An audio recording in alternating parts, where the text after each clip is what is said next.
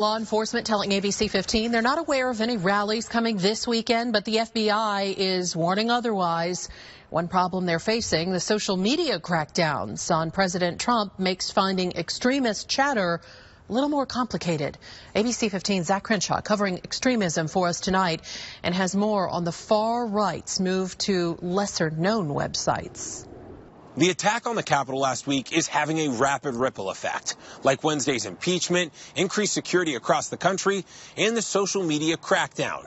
A more subtle ramification, though, is the migration to alternative websites, where partisan politicians and everyday Americans are joining extremists who have been there for years.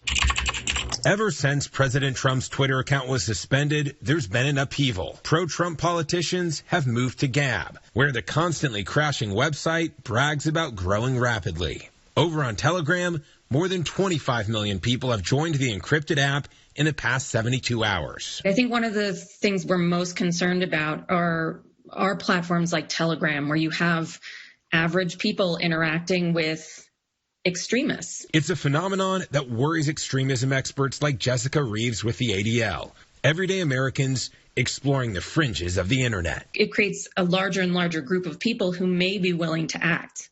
And that is just incredibly concerning. I found one far-right Arizona group on Telegram, and in less than 48 hours since its creation, there are already some concerning posts. Arizonans encouraging others to stock up on food, guns, and ammo, and talking about their, quote, breaking points. Lone wolf actors are probably the biggest threat right now. We talk a lot about groups, but in fact, it's the ideologies that get spread online that are the most dangerous part. A lot of far-right groups now encouraging members to stay home, believing the upcoming protests are setups. It's impossible for us to say at this point what is going to happen, from the 16th to the 20th. But as we've seen, law enforcement and security will be much better prepared for anything that arises over the next week.